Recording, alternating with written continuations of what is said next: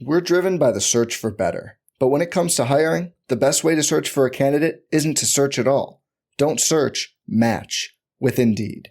Indeed is your matching and hiring platform with over 350 million global monthly visitors, according to Indeed data, and a matching engine that helps you find quality candidates fast.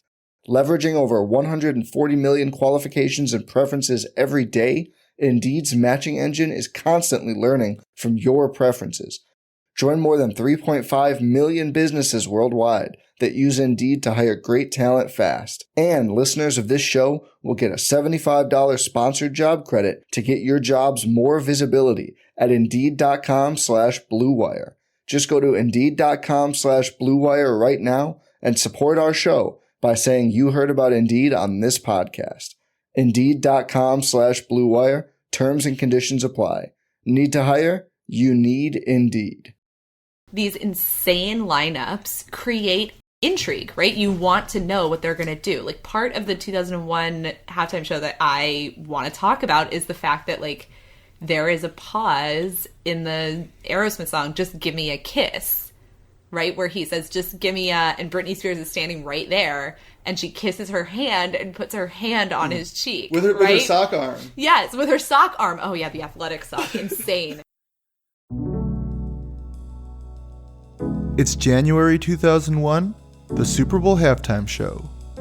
This is Remember That Game, a podcast about sporting events that take you on a journey and maybe chart the path of the zeitgeist. I'm your host, Thomas Emerick, and my guest is Kelsey McKinney, who is now co-owner at Defector Media and host of the Normal Gossip podcast. Yeah, it's weird looking at the list because I think what's smart about this Super Bowl halftime show is it has someone for everyone, right? Aerosmith is like for the dads.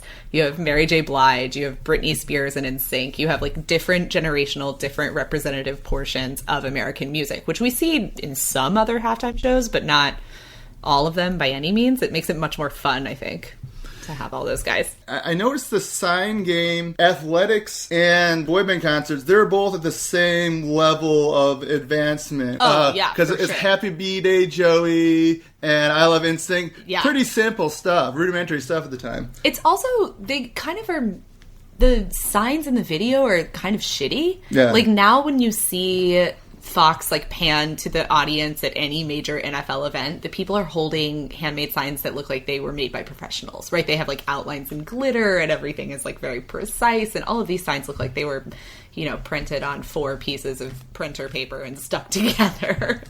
Now people get much, at least the ones that get on TV, it's much more clever. Mm-hmm. I remember at the AFC Championship game like a week ago in Kansas City, someone was changing the number of quarters until the Super Bowl on their thing, which was like, it seems pretty simple, but it's almost an incidental troll move because of how difficult it's been for the Chiefs to get to a Super Bowl. Just merely counting down the quarters, it makes an 11-point lead seem way more daunting than it probably needed to be. But they're having fun with it, and I admired the sign either way. I've read you writing about auto-tune. I know you've written about Britney Spears in the past and how it doesn't matter as far as, you know, pop stardom goes and putting on a show. In this Super Bowl halftime show, I think around the time boy bands were probably already getting a lot of shit for having playback and not singing. But in this halftime show, at least a significant portion of it is them singing their stage. Sure. You can hear them breathing. I noticed that too because in the harmonies for NSYNC in particular, you can tell that they're off. Yeah. Right? You're like, oh, you're not on key at all. Which is, of course they're not. It's a giant stadium. You can't hear anything. It makes perfect sense that you wouldn't be exactly on harmony. But yeah, it's live, which is something. It's one transition where I think it's the end of, they also do It's Gonna Be Me, another banger. Actually, even that one at the time, I was like, okay, that's a hook. Okay. Yeah. Okay. I have to give it up. That was a part of a growing experience for me when I learned when I had to give it up for a hook. I think it was 8th grade. But they did It's Gonna Be Me. They have the acapella part. It's gonna. And the last one you can tell is just way off. And you're like, oh, it's live. It's okay. live. So when I was listening back, I was like, okay, that's actually cool. Actually, I'm actually glad it's off because watching them be like, no, we're going to do this live for the Super Bowl. I'm like, yeah, cool. Throw the kitchen sink for this one. And then the acapella thing is completed by Steven Tyler coming in with NSYNC.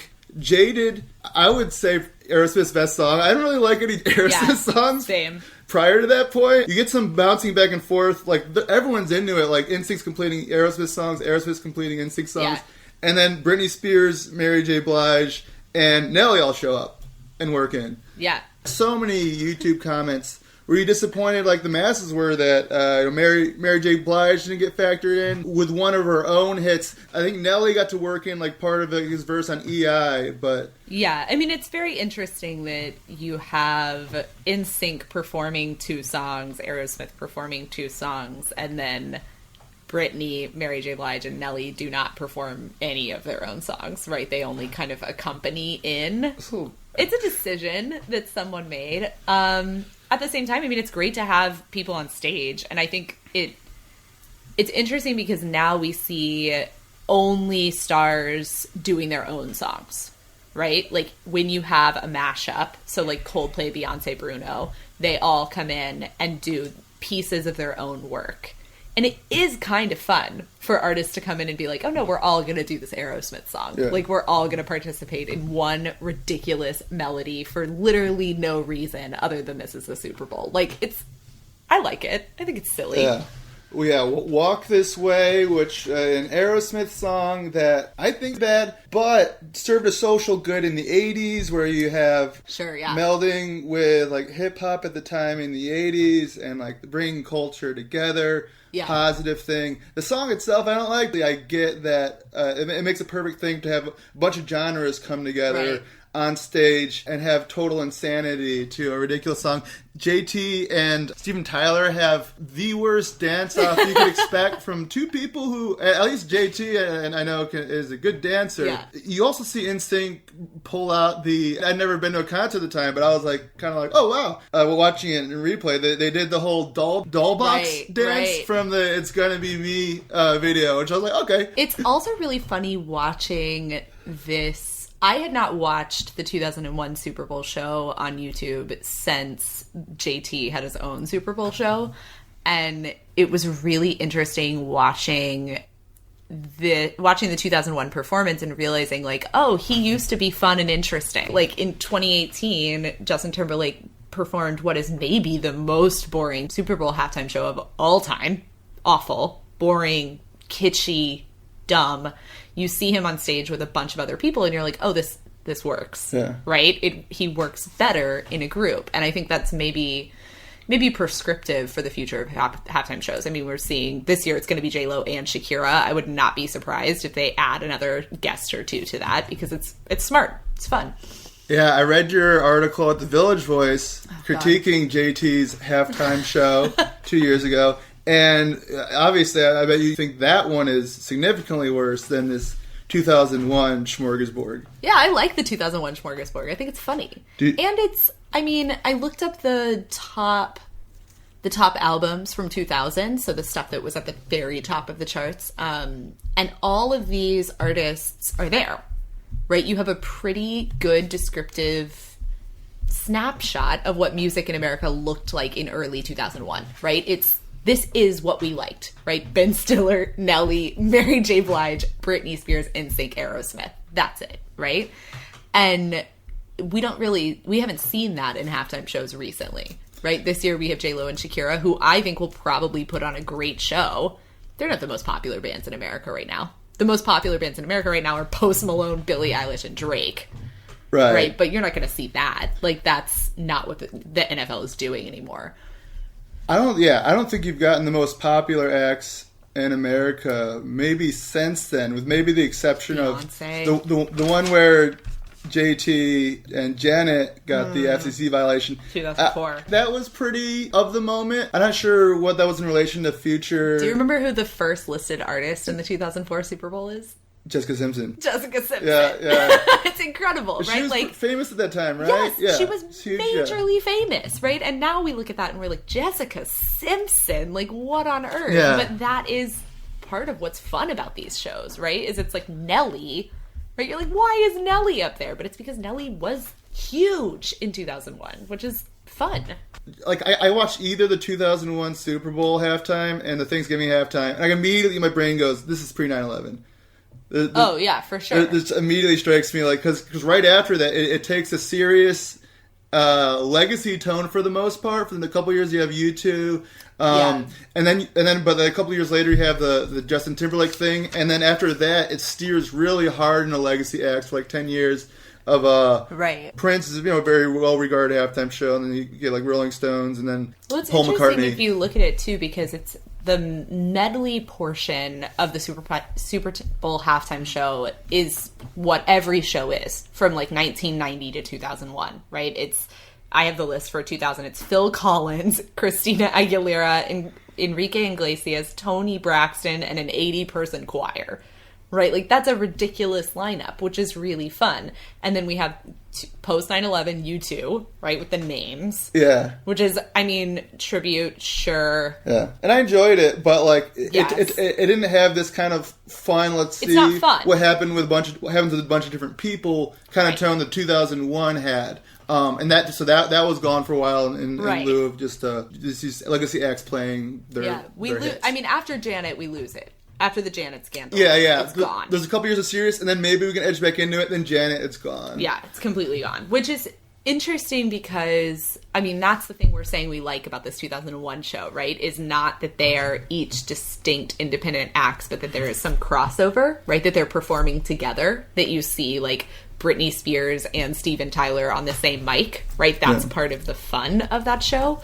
And after the Justin Timberlake Janet incident, we don't ever see that again, right? There's no more of this kind of crossover of the appreciation of the other's work, of kind of sharing the stage and the proximity that they were in 2001. So it seems like you know the list of Super Bowl halftime acts too well. I did have a quiz on that, but I'm going to go even deeper because there used to be themes. Did them most years, not all years, but most years, and they always had bizarre names. I don't think they do the theme thing anymore. Which one of these was not a Super Bowl theme? All these since 1980.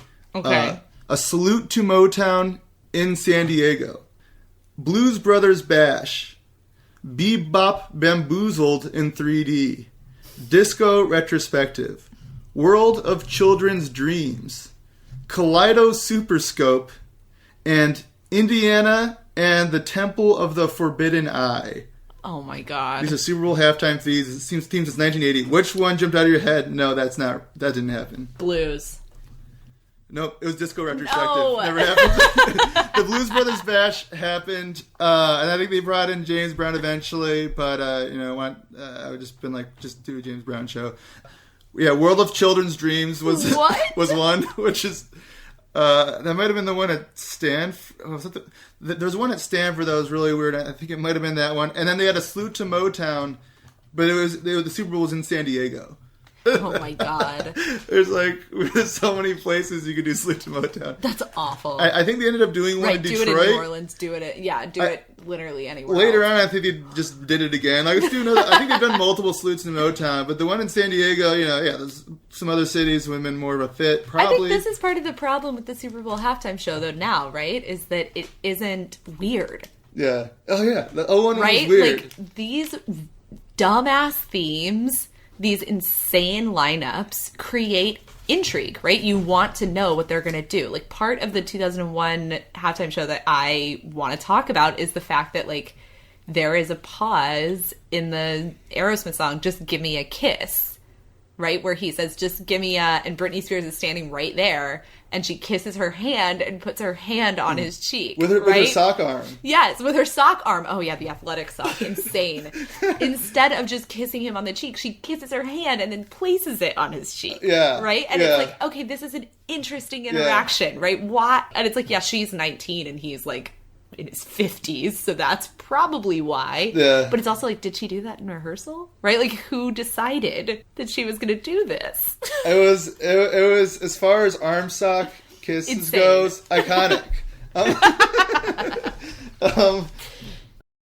We're driven by the search for better. But when it comes to hiring, the best way to search for a candidate isn't to search at all. Don't search, match with Indeed. Indeed is your matching and hiring platform with over 350 million global monthly visitors, according to Indeed data, and a matching engine that helps you find quality candidates fast. Leveraging over 140 million qualifications and preferences every day, Indeed's matching engine is constantly learning from your preferences. Join more than 3.5 million businesses worldwide that use Indeed to hire great talent fast. And listeners of this show will get a $75 sponsored job credit to get your jobs more visibility at Indeed.com/Blue Wire. Just go to Indeed.com/Blue Wire right now and support our show by saying you heard about Indeed on this podcast. Indeed.com/Blue Wire. Terms and conditions apply. Need to hire? You need Indeed. You also have, Tom Timberlake comes in and completes... Right. Yeah, someone taps Steven Tyler on the back in like a mischievous way to like distract him, quote, and then Timberlake comes in and says, I'm the one who jaded you. And the twist both of the song and the set. I mean, I imagine even the bigger twist, though, was Blige, Nelly, NSYNC, Aerosmith, Britney Spears all on stage at the same time. Yeah. Doing Walk This Way at the end. So Blige comes on and... she doesn't get her... So another thing to rectify, maybe next year, you bring Mary J. Blige on, you bring Janet Jackson on. I've always tossed around the idea of Frank Ocean as a Super Bowl halftime show. Because then you could get in Mary J. Blige, do like a Super Rich Kids Real Love mashup. But this is interesting because you're going off featured artists. Right? You're saying, like, okay, Frank Ocean has featured these people, and therefore he would make a good Super Bowl halftime show headliner. Yeah. But what this Super Bowl we're talking about proves is that different. You don't even have to do that, right? No, you can just bring random people out to sing hit songs, and it will work, right? Like, J-Lo could be like, I have brought Britney Spears. And everyone would be like, yay, Britney's here. Like, we don't care. I think you do a mix. Galaxy Brain, you do both. You do some feature, and then you build with, feature, that makes sense. Okay, NFL call us. Oh, yeah. Now Frank Ocean's bringing out Andre 3000 to do Pink Matter. You're like, okay. Tyler, the Creator, is rolling out. They're doing like... Yeah, why not? Right? You can have fun. And then someone totally random, and then Robin rolls up. Right. And they're doing Dancing on My Own or something. Well, that's the thing, right, is a show like this, a show like The Janet Show... has so many places it can go wrong, right? It can go wrong at every single moment. You have 10 people on stage, at least, right? More than that. 5 in NSYNC, all of Aerosmith, and then the 3 other stars. So 20 people. 20 people on stage, and like half of them are dancing. It's very easy for someone to fall off a stage, for you to forget which part you're in, right? You have to really rehearse. You have to really coordinate. The potential for failure is so high, which is why it's fun, is you're like, at any point, someone could mess up. And you had 2 people on the stage who were in a relationship that would end soon later, and who knows what state that was at that moment. Right, and they don't really interact on the stage, which is, I was like watching particularly for that. But they're not really together at all on stage. Like, Steven Tyler kisses Britney on the cheek, but there's no real interaction between JT and Britney. So many things that could go wrong. I think it's all carried through by the fact that somehow they got these completely different genres and different people all really into it. Yeah. So completely selling that they're into it. Right.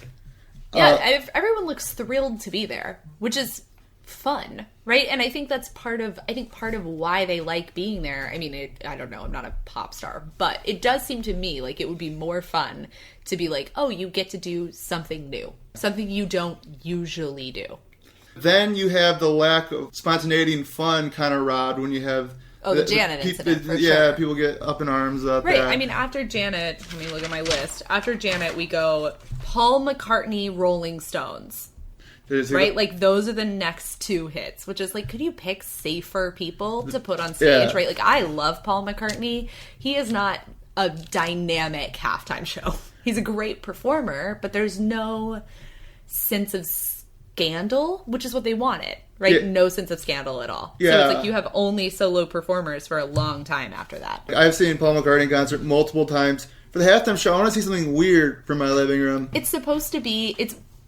Nobody watches the same thing anymore, right? Like, we all are watching random shit on our TVs at all times. The Super Bowl is one of the few times a year where it's like most people are watching the TV. Yeah. Put something weird on it.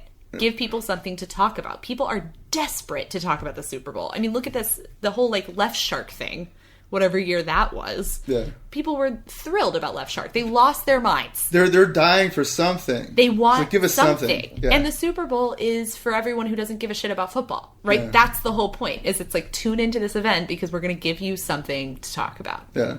And if nobody can do anything fun, there's nothing to talk about.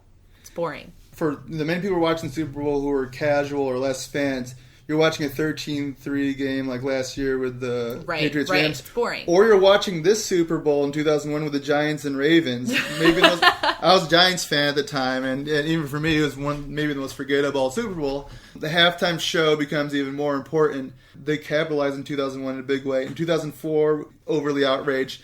We lose the FCC, I guess, violation. But even that halftime show had that weird, like, really batshit combination. Do you remember before Justin Timberlake and Janet Jackson do Rock Your Body? Mm-hmm. Before that, Janet does Rhythm Nation. Do you remember who went on right before that? And it wasn't Jessica Simpson, though she started the ceremony.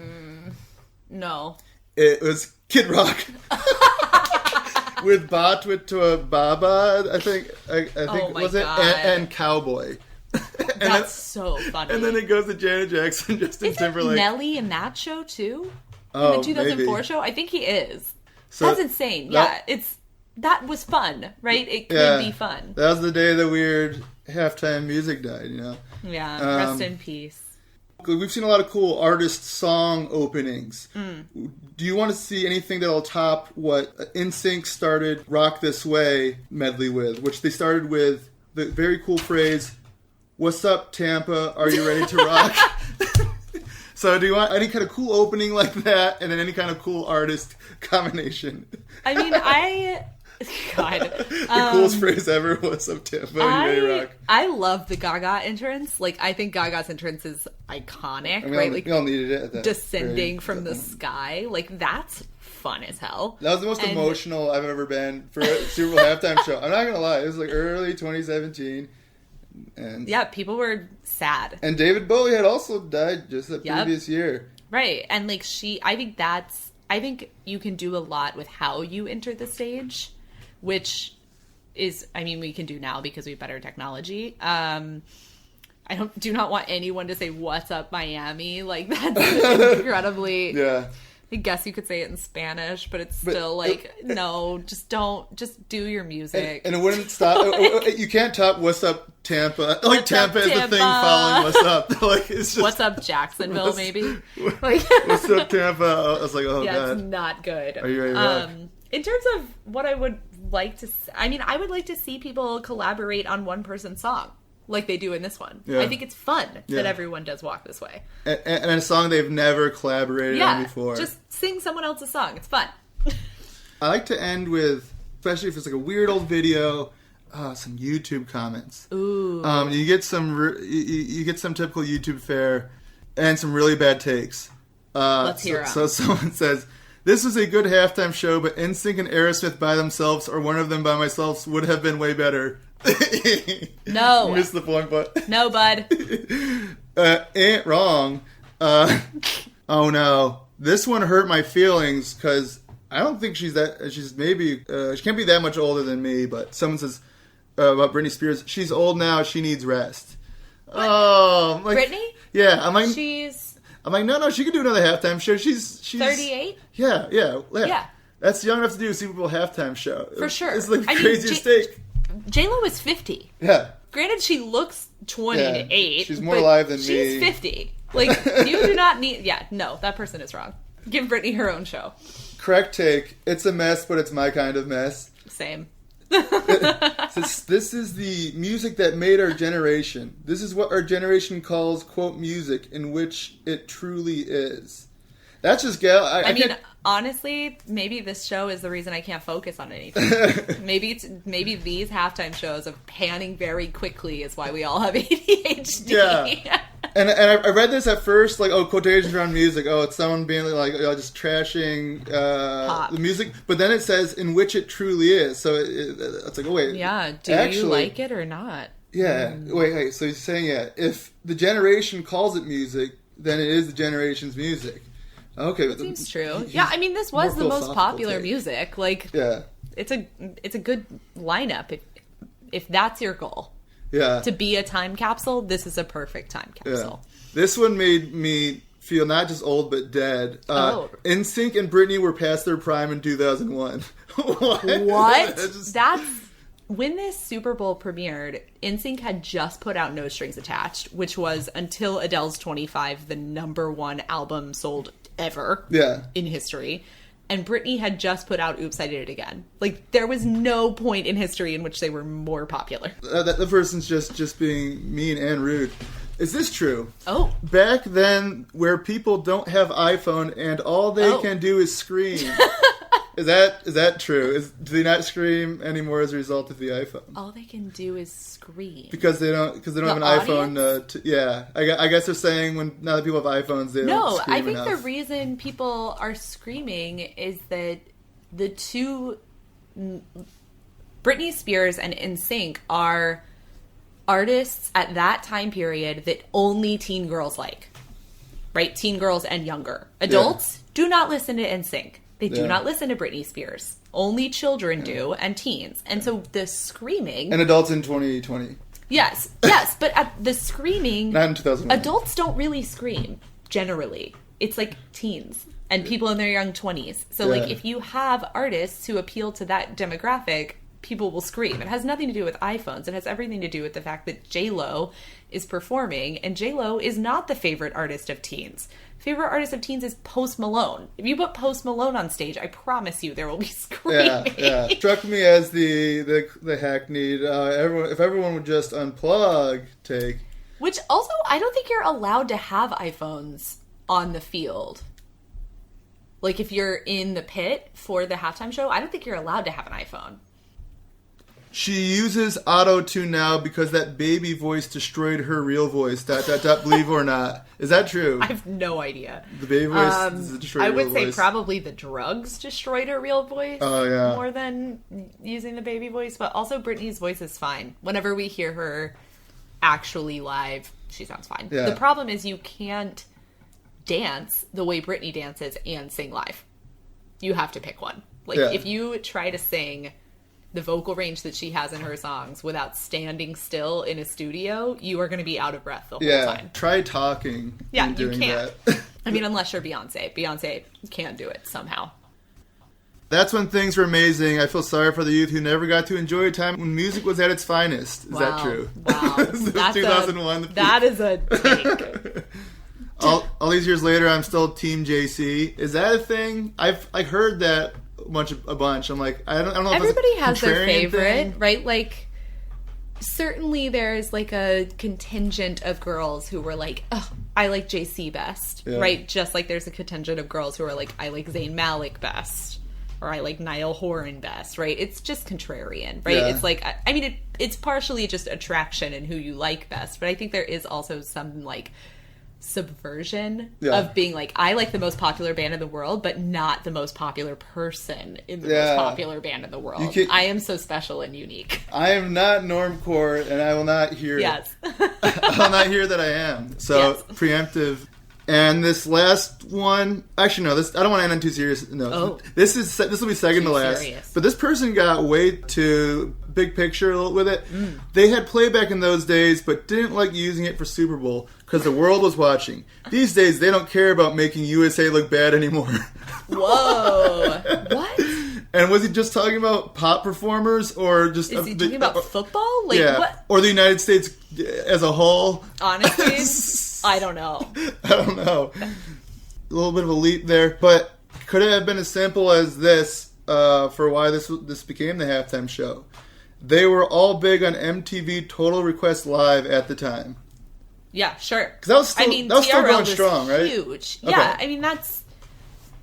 But also, they were the most popular artists. So it's like, are they on TRL because they're the most popular artists, or does TRL help them become the most popular artists? It's like, I don't know, right? Like, all of these people have great albums, which I would say is more important than being on TRL, but it's a Venn diagram that might be a circle.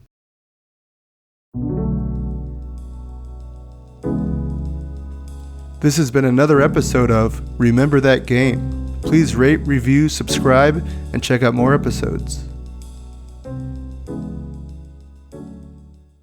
Shopify helps you sell at every stage of your business. Like that, let's put it online and see what happens stage. And the site is live. That we opened a store and need a fast checkout stage.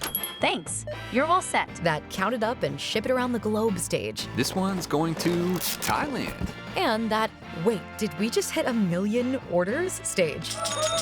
Whatever your stage, businesses that grow with Shopify. Sign up for your $1 a month trial at shopify.com/listen.